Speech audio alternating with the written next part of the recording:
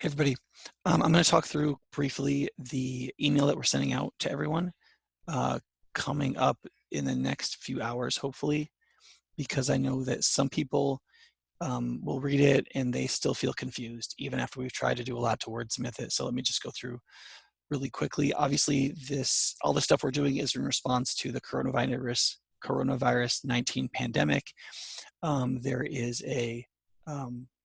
we're in a state of emergency, obviously, both locally and nationally and internationally. We need to do everything we can to limit the spread as much as possible. So in the email, I say, first, we have to temporarily restructure the ways we gather as the body of Christ. The purpose of that paragraph is to try to make clear that our goal is not to stop gathering. Gathering is fundamental to Christian faith and expression, even in times of much worse plagues than this. The churches have gathered.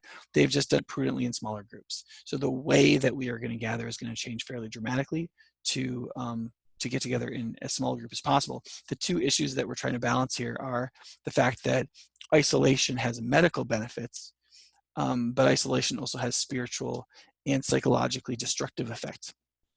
Right? Coming together as the gathered church helps people not stray spiritually and has very profound effects, countering the negative effects of personal isolation. And so it's actually not healthy to completely isolate from a psychological and spiritual perspective, even though it's beneficial in some ways from a medical perspective in terms of the spread of the disease. It's important to understand what our goal is here in slowing the spread of the disease. Our goal in slowing the spread of the disease is that we want to make sure that we don't have enough sickness so that the percentage of people who need to go to the hospital, which is something like 5 to 10%, depending on some variables, will overwhelm the hospitalization capacity for the society, so that people who need to be in the hospital and people who need to be in the ICU can't be in the hospital or the ICU. And that's when the death rate of quadruples or increases even tenfold, because the death rate for people, if you have hospitalization, is like 0.3, 0.4%. And if you don't have hospital capacity and the health system is overwhelmed, then it goes up to something like almost like a little over 4%. In Italy, it was even up to like 7% death rates. And we just don't want anything close to that. So we need to keep the spread low so it doesn't shoot up super fast parabolically or hyperbolically or exponentially, sorry. We need to keep the growth rate of the virus something like this rather than straight up, okay? So we want as a church to participate in that as much as possible. However, that doesn't mean that we can't actually get together at all. So what we need to do is to do what I say in the next paragraph.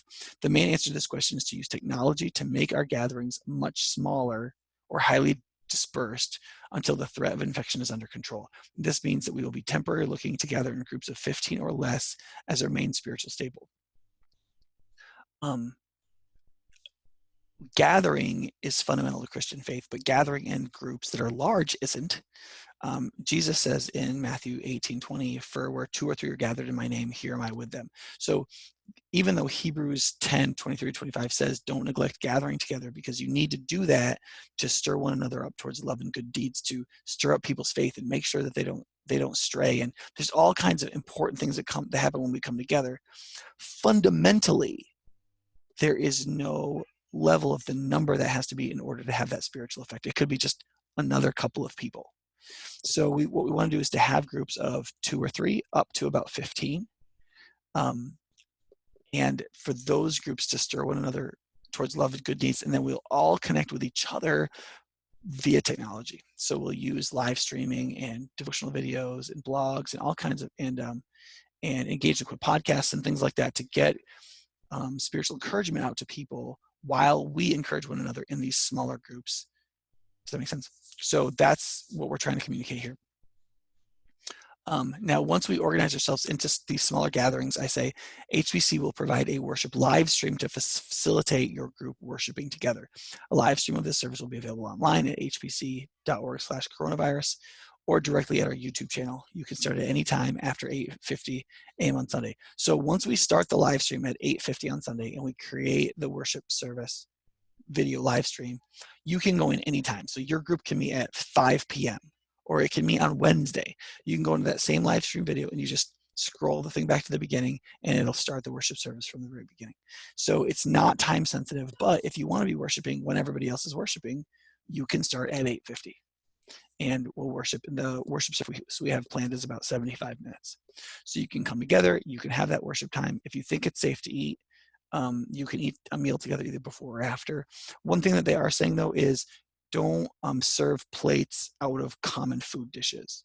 So if you're gonna eat together, like distribute to all the plates and then serve the plates with food already on them, right? And still, even if you meet at homes, you still want to observe the what they call personal distancing. So like, it's good to stand 5-6 feet away from people. Don't touch, don't like shake hands or hug or kiss or whatever. Wash your hands for at least 20 seconds really regularly when you get there, when you're leaving, when you get home. So even as we gather in groups of 15 or less, you want to still engage in these basic practices of distancing so that you won't get the virus, hopefully. Remember, the virus is not airborne. It's in droplets that come out of your breath, sneezing, and so on. And those droplets fall pretty precipitously. That's why there's that 6-foot rule. They will fall within 6 feet of the person who's sending them out speaking or sneezing or whatever. And so, so as long as you're 6 feet away from somebody, you should be perfectly safe. And then also, like, if those droplets get on things until they dry out and the virus dies, if you touch those things, you can get that infection on your hands. And then if you touch your mouth, your nose, or your eyes, you can get that into your body. And so that's why you want to not touch your face and wash your hands after you touch stuff. But if you do those basic things, it actually is really encouraging how much we can actually even be around people who have this disease and not get it. And I think it's important to recognize those possibilities if we have the basic disciplines of these means of hygiene, okay? So then let's jump to, right, hyperinsurance coronavirus at 8:50. All right, so then the next question is, so what's the plan exactly? Some people are like, hey, Nick, I want you to tell us exactly what we're doing, okay? Here's exactly what we're doing.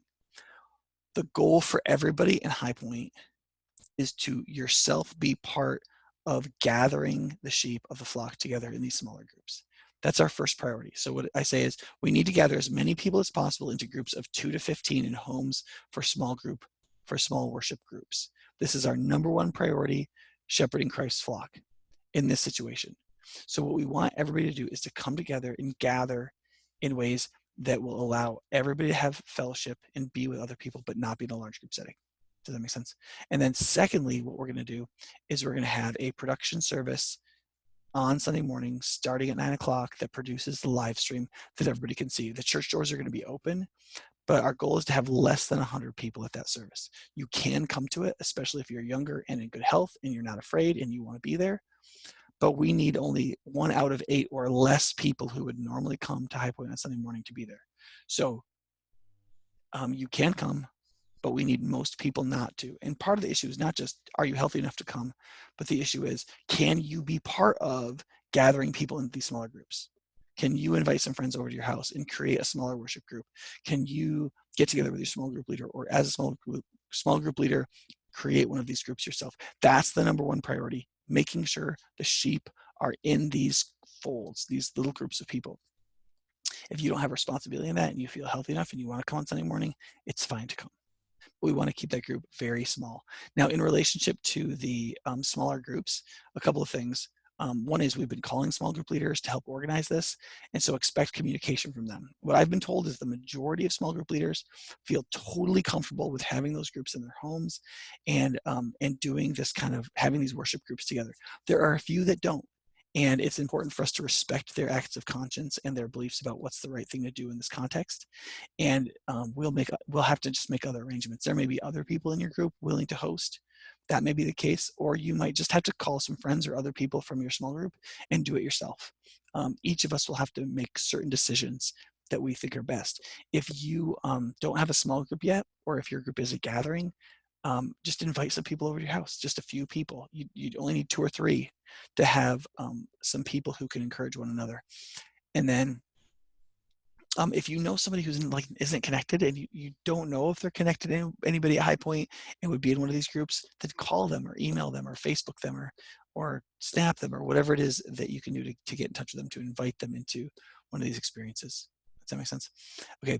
And you can also contact Aaron Hesse if you're getting this or you're watching this video and you're like, oh, I'm not connected to anybody. If you email Aaron Hesse, we'll connect you with someone. Okay. The production service, we want to keep it really small. It's going to happen at 9. It's going to be just the place where we produce the live stream. I'll be preaching. We'll be doing some songs. Nicole will be leading music, and we'll be sending that out to everybody who's connecting with it. We're going to be very, very light on volunteers. Hopefully you've already heard from whoever you serve with, but we won't be having coffee ministry, very few greeters, I don't think any ushers. We'll have very few volunteers overall, and all the Sunday classes have been canceled as well. So you shouldn't need to come on Sunday morning unless you already know you're serving in something that's a very narrowed scope of service. Okay. Duration. So here's what I say next. Since we don't know how long our city will take, we'll be taking strong isolation measures. Transitioning to effective decentralized worship gatherings is critical. It's our #1 shepherding priority. So what I'm saying is like, we actually don't know how long this coronavirus thing is going to last. It could last for a few weeks, 2-3 weeks, and it could be under control and things could be fine, or this could go on for months. Honestly, we just don't know. And so we have to have a system that can go forward indefinitely, that can work robustly, and that we can all feel comfortable with. And decentralizing into smaller groups is the best mechanism we know of, and it's something we already have an infrastructure for because we already have small groups. It's something that we already have infrastructure for in terms of most of us have homes where we can meet, and so we know that this can work. And of course, it has worked for the church for the better part of 2,000 years in all kinds of places. So even though there are, I say next, medical reasons to not come to the production service, like you're in a high-risk group, you're elderly or have a chronic health condition, or you have any symptoms of sickness at all, don't come. And don't go to a small group worship gathering either if you have any personal symptoms of sickness. Make sure you stay home, you watch it on your computer or whatever, and then you talk with somebody about it, maybe via chat or on the phone or something like that. But also, more importantly, reasons to get in these smaller groups is so that healthy people aren't part of spreading it, because eventually it will spread to people who aren't as healthy, who could die or be very, very badly affected health-wise. But also, don't just be like, well, you don't want me to come to Sunday morning. That stinks. No, what I want you to do is be part of organizing and getting together these smaller groups so that the church of God can be shepherded and that everybody can have somebody looking after them, even when we're not gathering together in large group worship. That's our most important thing. Okay, so let's end with just three considerations that I think are important in a time like this. One of the first is that situations like this will financially kill the church, because a lot of people remember to give when they come to large group worship. And there's some people who don't give online, and there's some people who don't give at all. And there's some people who think, well, we're doing less at this church, so maybe we don't even need to give. We've actually been saving for 10 years to have an operational reserve so that situations like this wouldn't kill us financially. And we have a pretty good operational reserve, but we really don't want to just spend it on this if we don't have to. There are going to be some people who are going to not be able to give during this time because of financial effects, economic effects on their livelihood. Some people are going to need help, and we may have to do more in terms of benevolence. So I really want to encourage you, if you haven't been a giver, to start giving now online. And if you are a giver, to do so in a disciplined way, if your income, especially if your income hasn't been affected by the economic effects of the coronavirus. Does that make sense? So let's be disciplined giving in this time. The second is that isolation is a great time to have regular personal devotions of Bible reading, private prayer, journaling, or family devotions. When we get isolated into our homes, if we still have the internet, our natural inclination is going to be to watch a lot of TV, movies, and shows. And I'm telling you, resist that. Choose to use this time to serve others, and specifically to spend time in isolation spiritually in private worship, reading the Bible, praying, and learning about the gospel and growing in your faith, rather than just watching stuff or doing things that just feel good.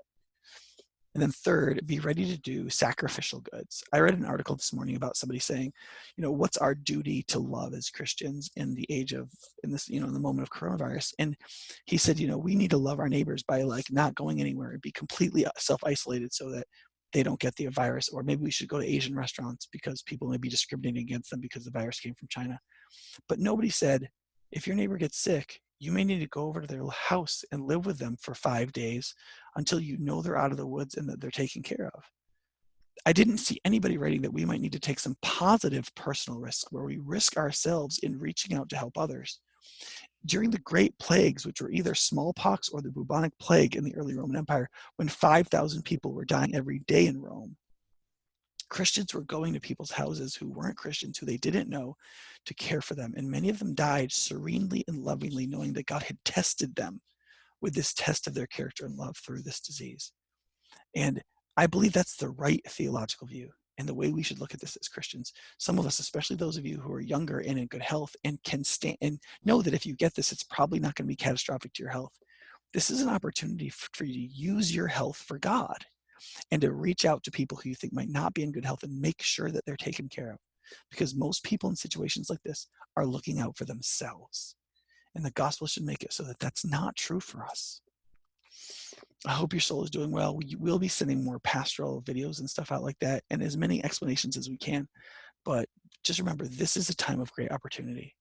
A great opportunity for spiritual growth, a great opportunity to love our neighbors, a great opportunity to reach out, a great opportunity to take responsibility for our own spiritual lives and for the lives of others through these smaller worship groups rather than expecting big worship church to do everything.